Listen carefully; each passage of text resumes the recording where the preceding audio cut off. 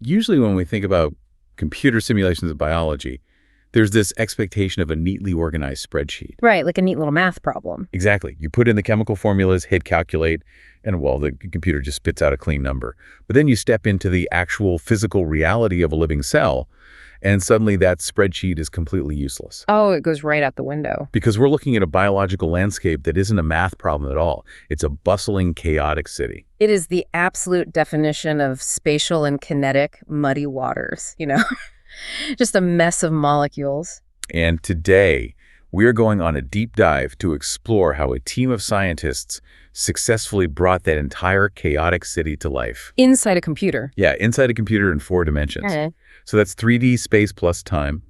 We are unpacking a truly groundbreaking paper from the journal Cell by Thornburg and colleagues, detailing the creation of a 4D whole cell model. Or the 4D WCM, as they call it. And our patient today, our main case study, is just a marvel in itself. It is called JCVI Syn3A. Syn3A. Right. This is a genetically minimal synthetic bacterium. It has only 493 genes. Wait, just 493? Yeah, and a 543 kilobase pair circular chromosome. To put that in perspective for you, humans have over 20,000 genes. Oh, wow, so it's tiny. It's tiny. This synthetic bacterium is the absolute bare minimum required for a cell to live, grow, and divide. It's life stripped down to the chassis. Okay, let's unpack this for a second. Because if you're looking at previous whole cell models, they treated a cell essentially like a blender. A blender, yes. The well-stirred assumption. Right, a well-stirred system where you drop in proteins, DNA, and RNA, you hit puree, and you just assume everything mixes perfectly and instantly. But if a real cell is a bustling city, that blender assumption completely falls apart. It does. To understand life, we have to model the city's actual traffic. We need to know where the molecular cars are, where the cellular buildings are, and exactly how long it takes to get from point A to point B. Exactly. I mean, we've known what the minimal cell is for a while now, but the mathematical barrier to actually simulating it in 4 dimensions has been massive. Because of the computational power required, right? It's a big part of it. It comes down to what we call the resolution problem. In the past, scientists were forced to work at 2 extremely different scales. On one end, you have atomic models. Like the Martini force field stuff. Yes, exactly. These atomic models are stunningly detailed. They capture the exact physical structure of molecules down to how individual atoms vibrate and bump into each other. It sounds great, but computing that level of detail is so intense that the world's best supercomputers can only simulate a tiny fraction of a second of biological time. Which doesn't help you at all if you want to watch a cell live its entire life cycle. I mean, a cell cycle takes over an hour and a half. Precisely. You would be waiting centuries for the computer to finish one run. Right. So on the other extreme, you have something called flex balance analysis, or FBA. Okay, what does that do? FBA models long-term metabolism. It can easily predict how a cell consumes a molecule of glucose over several hours, but FBA has 0 physical space. Ah, the blender. Exactly. It doesn't know where the glucose is. It completely lacks the dynamic randomness of life. It is the ultimate well-stirred blender math. And that physical location is literally make or break for a cell. Think about RNA polymerase, a little molecular machine that reads DNA to make instructions. RNAP. If that machine is floating on the far left side of the cell, and the specific gene it needs to read is on the far right, it physically takes time to travel through that crowded gelatinous fluid to get there. It can't just magically teleport like the FBA models assume. It can't. Without tracking both the progression of time and the precise 3D physical location of every single molecule, we are fundamentally missing the mechanics of how life operates. So think about your own daily routine for a second.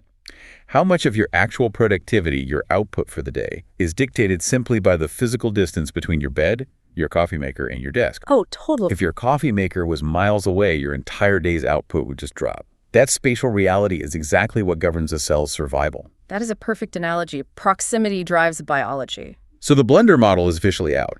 But when you look at a real cell, you have incredibly fast chemical reactions happening right alongside incredibly slow biological processes. You have solid objects like the membrane and floating molecules like proteins. You can't just write one single math equation to simulate all of that at once. You really can't. You have to build a hybrid engine. Think of it like a Frankenstein engine. Okay, I like that. The 4D whole cell model rests on 4 distinct mathematical pillars. These are completely different types of simulations, all running simultaneously. Let's break them down. What's the first one? First, there's the RDME, That stands for the reaction-diffusion master equation. Reaction-diffusion master equation. Got it. This handles the strict 3D space. It mathematically chops the inside of the cell into a 3D grid of tiny cubes. How tiny? Just 10 nanometers wide. It calculates the random spatial movements of molecules, like proteins diffusing from one cube to the next, and reacting when they happen to bump into each other. So it's tracking the local traffic in each little neighborhood.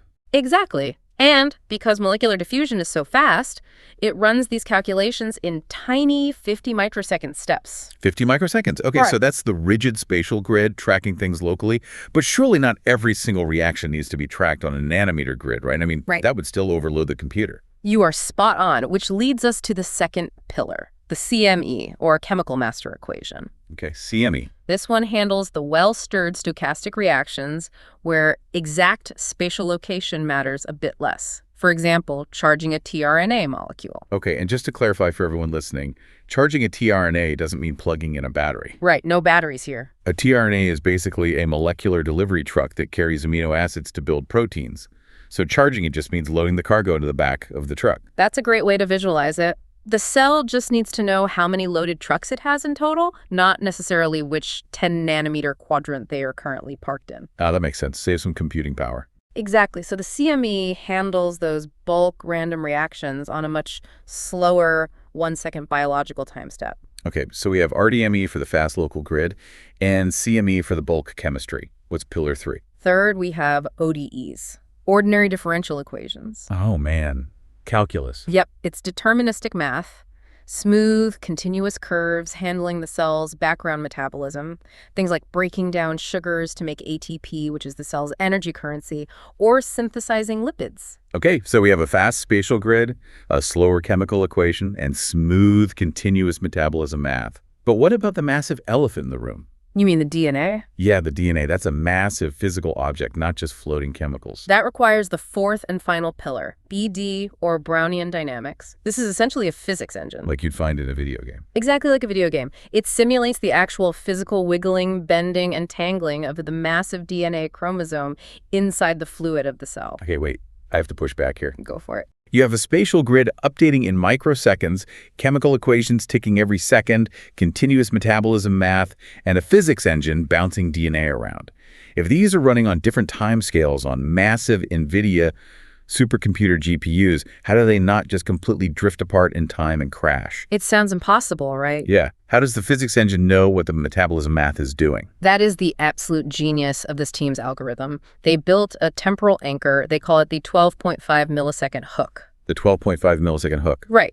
Essentially, the main spatial grid simulation runs, but exactly every 12.5 milliseconds of biological time, a master algorithm temporarily pauses the entire system. Like freezing a chaotic city just to update all the maps at once. Precisely. During that micropause, all the other simulations sync up. They share their data across the GPUs. Okay, I see. The metabolism ODE says, hey, I just made this much ATP energy. The physics BD engine says, hey, the DNA just shifted into this specific quadrant. They update the master overall state of the cell, and then the whole system unpauses for another 12.5 milliseconds. They managed to orchestrate this colossal computational choreography without the system freezing up. Okay, we are about 5 minutes in, so to really lock this in before we look at the DNA itself, let's just anchor what we've covered so far for you. Good idea. We are looking at Syn3A, the simplest living synthetic cell.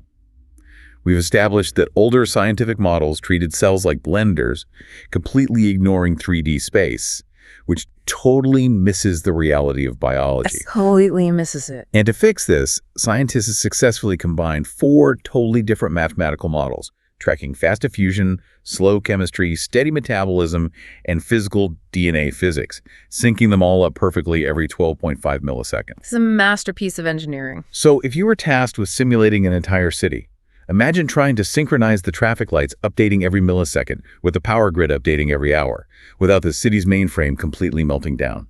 That is the scale of this achievement. It really is. And looking at that traffic grid, the largest physical obstacle sitting right in the middle of our simulated city is the chromosome itself. All right, so the computational engine is humming along.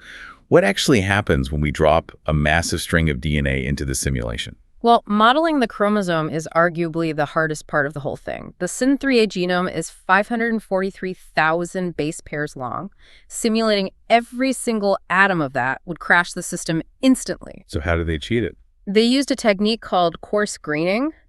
They represented the DNA as a physical string of beads, where each bead represents exactly 10 base pairs of DNA. Okay, 10 base pairs per bead. Right. And each bead is 3.4 nanometers wide. It's like turning a highly detailed 3D rendering into a slightly blockier Minecraft version just to make the physics manageable for the computer. Yes, that's exactly what it is. And to make it move realistically, they connected these beads with FEA bonds. FENI bonds. What does FENI stand for? It stands for finite extensible nonlinear elastic bonds. Okay, that sounds like a mouthful. What does that actually mean for the DNA? Think of it like a very specific type of spring or a weird rubber band. If you pull it a little, it stretches easily, but the further you pull it, the stiffer it becomes. Ah, so it prevents the DNA string from snapping or stretching out to completely unrealistic lengths. Exactly. It mimics the true physical tension of a polymer. But DNA isn't just one neat string stretching out.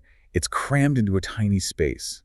It gets horribly tangled up, like headphones in a pocket. Oh, it gets so tangled. And nature actually has a solution for that.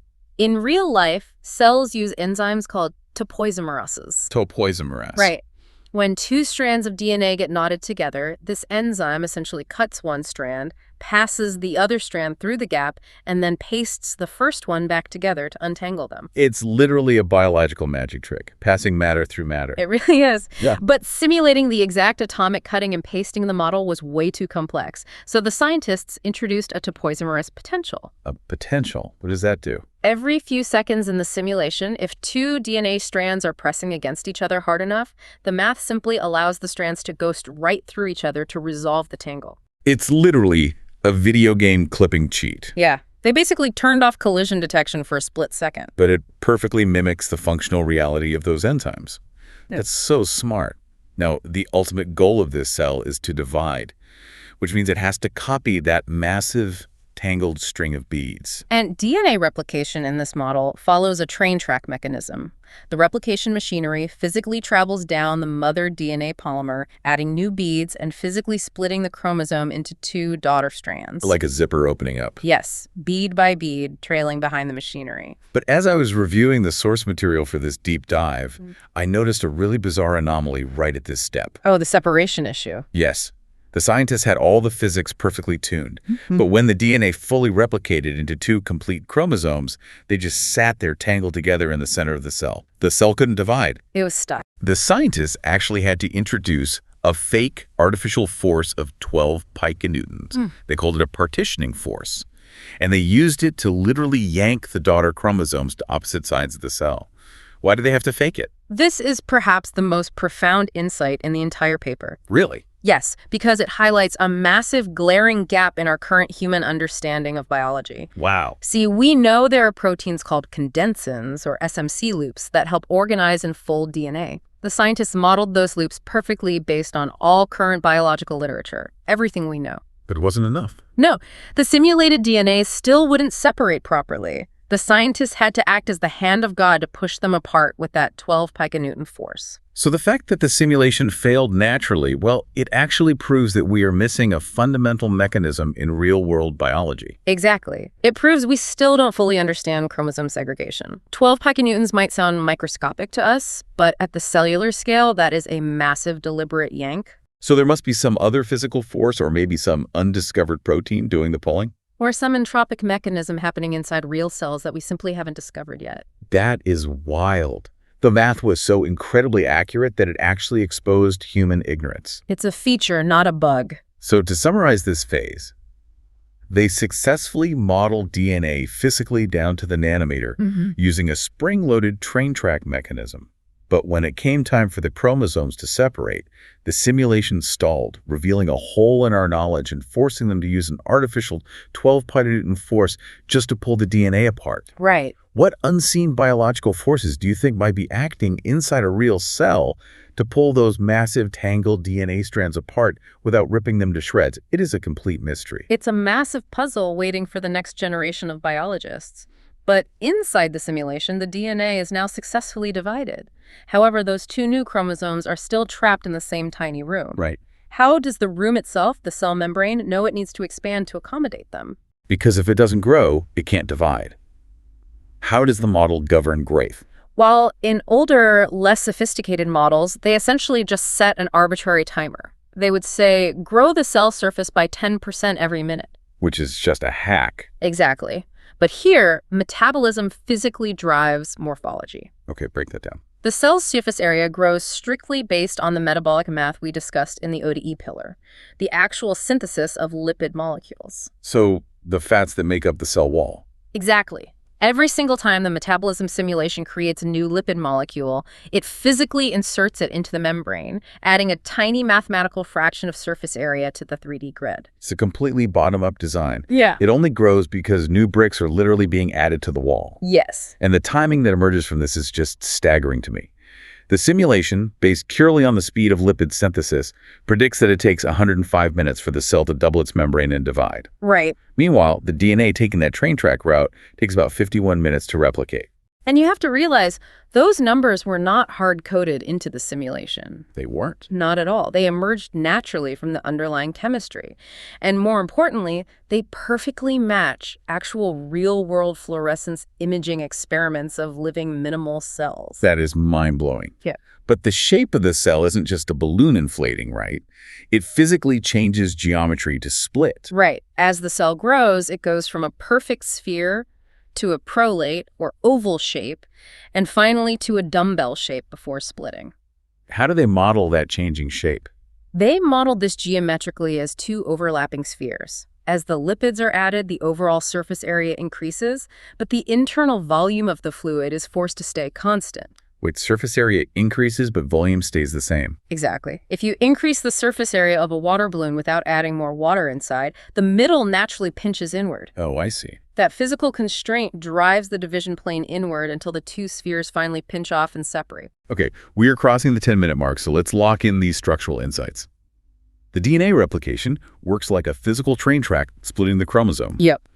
But because of a gap in modern biology, they needed a 12 piconewton artificial force to separate the resulting tangles. From there, the cell doesn't use a timer to grow. It expands purely because metabolic reactions are synthesizing lipids and showing them into the membrane. Adding the bricks. Right.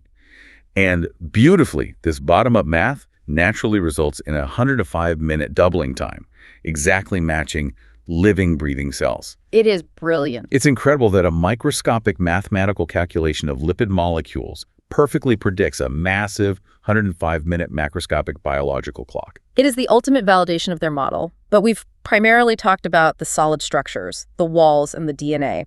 To really understand the life of this cell, we have to look at the cytoplasm. Ah, the crowded fluid filling the inside of the cell. The chaotic city streets, as you called it. It is quite literally a war zone of random chance. A war zone. Let's look at the macromolecules by the numbers. Inside this tiny simulated space, you have an average of 881 ribosomes. Okay. These are the cellular builders that read instructions to make proteins. You also have 176 RNA polymerases, the machines transcribing the DNA into those instructions. And you have 192 degradasomes, which are the destroyers. Wait, hold on. Why does a minimal cell have destroyers? Doesn't it want to keep everything it makes? You'd think so, but no.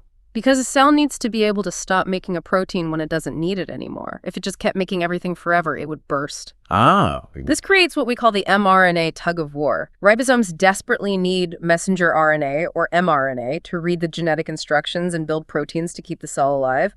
But the degradasomes are constantly hunting that exact same mRNA to chop it up and recycle it. So it's a literal microscopic game of tag. The builders are trying to catch the blueprints before the destroyers shred them. Yes. How does the simulation figure out who wins? It comes down to incredibly sensitive spatial parameters on that RDME grid we talked about earlier. The 10-nanometer cubes. Exactly. The exact physical diffusion rates, how fast these machines randomly bump around those cubes, and their binding rates dictate survival. The scientists found that if they tweaked the physics so the degradasomes bumped into the mRNA just a little too fast, the builder starved, protein production halted, and the entire cell died. Wow. Life or death is literally decided by the random physical bouncing of molecules. Yep.